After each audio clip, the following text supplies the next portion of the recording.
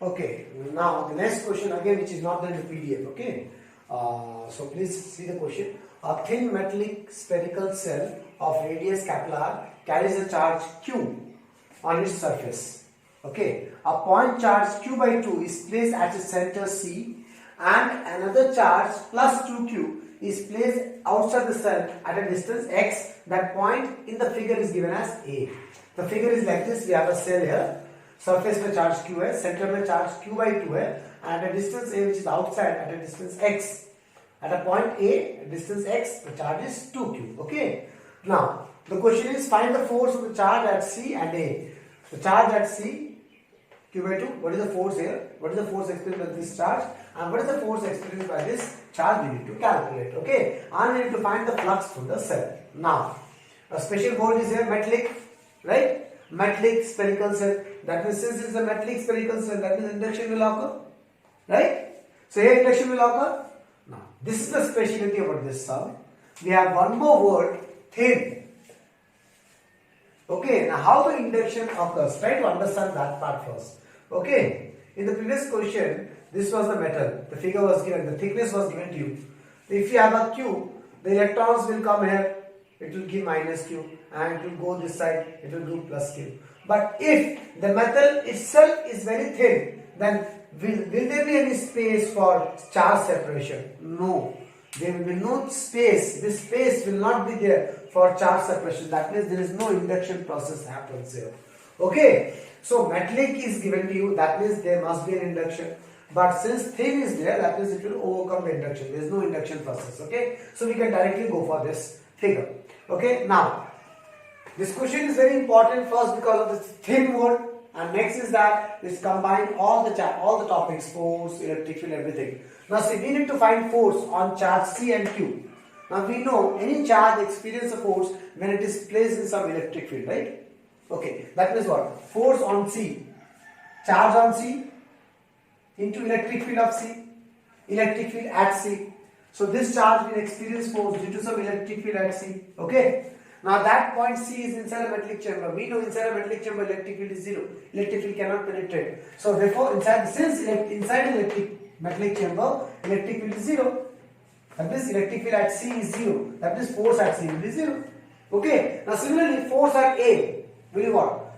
Charge at A into electric field at A. So what is EA? Electric field at A due to cell. So we need to find the electric field at A. Okay. Now this electric field will be due to what? Due to this cell, because this cell contains some charges. You understand? Clear? So now we will calculate this electric field using Gauss Law. Calculation of electric field at A due to by Gauss Law. So now we will draw a Gaussian sphere passing through A, because we need to find the electric field at A. Okay. So we will draw a Gaussian sphere here. You understand, class? We will draw a Gaussian sphere. Done? Okay. Now we will find the flux. E dot dA cos 0. I think these things are clear. Now this dA, we are integrating over this surface. That means this surface area is 4 pi x square. Radius is x. Okay. Now that is equals to by Gauss law 1 by epsilon total charge. So inside this sphere, Gaussian sphere, what are the charges we have? We have q by 2. We have q. So q plus q by 2. From there we get the electric field expression. The force substitute the value 2q into EA, electric field expression at A. Done. We got this expression. This is the EA, right? This is only EA, electric field at A. Clear? So from there we got the force. Understand? So here we are not going for induction because of the thin sheet. Okay? It's a thin metallic spherical sheet. Okay, now next question. Find the electric flux through cell. Through the cell. I want the electric flux through the cell. So cell is already a closed surface. Apply Gauss law. 1 by epsilon total charge. The total charge inside the cell is only q by 2. This q, since it is a cell, this q charge is outside the cell, right? It's not inside the cell. So inside the cell is only q by 2. So q by 2. So answer is q by 2 epsilon. Okay. Now we'll go to the next question. Okay. The next question is S1 and S2 are two hollow concentric spheres enclosing charge q and 2q. What is the ratio of the flux through S1 and S2? You have to find the flux. Then you have to ratio it. How will the flux change through S1 if the medium of dielectric constant 5 is introduced inside S1? Okay. Now see, in this question we have concentric spheres.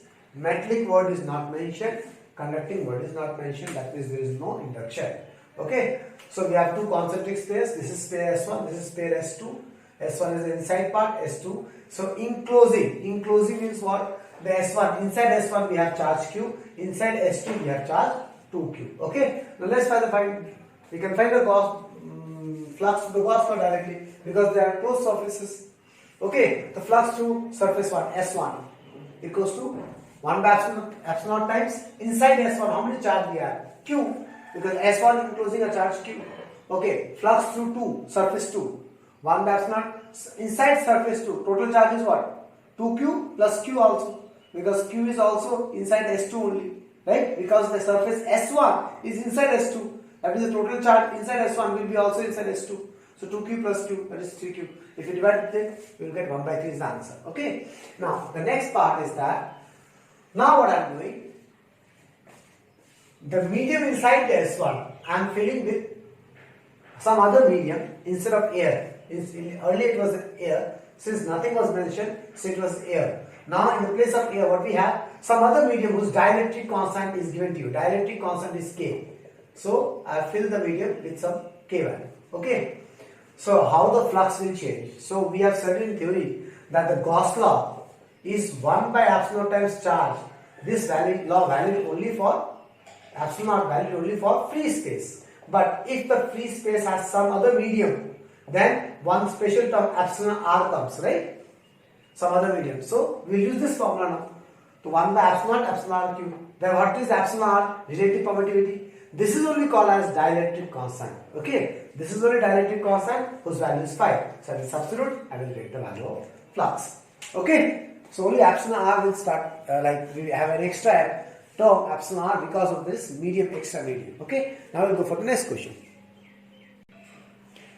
Okay, the next question, this is very short questions. Okay, 1 marks question. This is, see the question, what they say, two charges minus 2Q and plus Q are located at A, 0 and 4A, 0 respectively. What is the electric flux due to these charges through a sphere of radius 3A with its center at the origin? Okay, now try to understand where the charges are located. See the coordinates A, 0, 4A, 0. That means what? We are interested only in x-axis. The charges are located on the x-axis because see y coordinate is 0. Okay, and there is no discussion of the z-axis. That means there is no z-axis. Z coordinate is not there in the question only. Okay, so we are drawing an x-axis here like this. Dot dot. Origin start from here. X-axis going in this direction. Clear? Now the first point is what? A, 0. Somewhere here A, 0. Here we have what charge? Minus 2Q. Next charge 4A, 0. Somewhere here we have 4A, 0. What charge we have here? Q. And we have a center of, we have a sphere of radius what? 3A. So let this is the radius 3A. If this is the radius 3A, then this point will be what? 3A, 0. So we have a sphere like this. Okay, so we need to find the flux to this sphere. So this sphere is a closed surface. What is flux? By Gauss law, 1 by epsilon times no medium mentioned, that is air, into total charge inside this sphere. What is the total charge inside this sphere?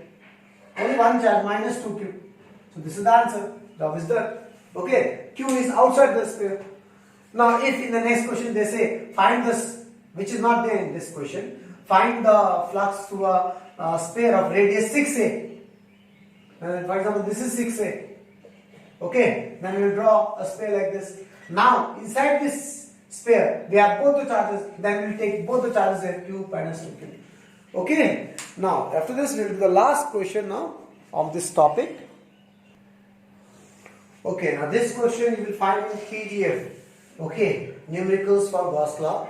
PDF page number 4. Go to page number 4 of the PDF. Go to question number 56. Okay, an electric field is uniform. It's given an electric field is uniform and it's given like this. E vector equals to 200 I cap. This electric field is valid for x greater than 0. That means towards positive x-axis, this is the electric field value. And for x less than 0, that is towards negative x-axis, the electric field is minus 200 I cap. Now listen carefully. Minus 200 I cap, minus 200 cannot be possible because there is a magnitude. So we have to write in this way, 200 minus I cap. What does that mean? That means for greater than 0 x, electric field is directed towards positive x-axis, plus I cap, positive x-axis. But for less than 0, negative x-axis, the electric field is directed towards negative x-axis, minus I can. Clear? Okay, so this minus will shift inside. Next, the cylinder length is given to you 20 cm and cylinder radius is given to you 5 cm. The cylinder length तो होता नहीं है, cylinder का height होता है. So that height they are talking about, it is 20 cm, okay, and radius is 5 cm. Now we will draw the figure depending on the question, because in the figure is not given it. In the question, it is given the solution. We have to draw the figure by reading the question. Now check out the question. The question is saying that a right circular cylinder of length 20 cm and radius 5 cm has its center at the origin and its axis along the x-axis. Now see, for example, this is y-axis and this is x-axis. Okay. If I talk about a cylinder, what is cylinder? This is a cylinder. Okay. Where is the axis? This is the axis. That means now the cylinder axis is at the x-axis. That means the cylinder will look like this here. It will not be in this way. Okay. It will be in this way because the axis of the x-axis. So from that line, the axis, its axis along the x-axis. That means the cylinder will be like this. Okay, we understand? The cylinder will look like this. Now from there, its one face is at x equals to plus 10. One face. The cylinder will be like this, right? That means the cylinder will be this way. This is the cylinder you have to deal with. You understand, class? Okay, here the cylinder we are dealing with. This is the cylinder. Okay, let's draw it dark. So this is my cylinder we have to deal with. Okay. Now this cylinder, how we understand it is horizontal? Because they are saying the axis is on the x-axis. Okay, now it has two faces, one this, one this. This face is given, it is in plus 10. See, 10, it is plus 10. That means this is plus 10. And this will be minus 10. Of course, why? Because total is 20. So plus 10. Then the center will be at origin. You understand the figure? Okay. Now this is the all figure out. Now along x-axis the electric field is in this direction. Positive x-axis. Okay, this is origin, right? Along negative x-axis, the x-axis electric field is in this direction. Along positive, for x greater than 0, electric field is towards positive x direction. For x less than 0, electric field is towards negative x direction. Okay, now we will go for one by one all the questions. You understand the figure? Okay, now see why we are doing this sum. Okay, we understand the figure now. Okay, now let's go one by one all the questions. Find the flux through flat surfaces. This is the question. What is the net outward flux through each flat face? Which is a flat face. Flat face means this circular face. These are called flat faces. Okay, so I am naming the circular faces are 1 and 2. Okay, now we need to understand. Now we are solving it with the different denotation of what in the book they have solved. In the book they have calculated flux like this, E dot ds. Now, why to find E dot ds? We can directly use this formula. Why? Because here we can use this formula for the whole area. E should be constant. Now see the E value. E magnitude is 200 only. It is not changing with x positions. It is constant. So we can directly use this. Okay. So for surface 1, first flat surface, flux 1, E1, A1 cos 0. Why cos 0? Area is also this direction. Electric field is also that direction. Okay. And what is area? Area is a circle. So it is pi r square. Pi r. What is r? Radius 5 cm. But it is not an SI unit. So we will write 0.05. Okay. Similarly, flux to flat surface 2, E2, A2. E2 is again 200 only. Here also electric field is 200 only. Here also the electric field is 200 only. You understand what I am saying, class? Okay. Now, next say flux to the curved surface. Side. Side means this side. The curved surface they are talking about. So I am naming that surface as 3. The flux to 3 is E3, A3 cos 190. Why 90?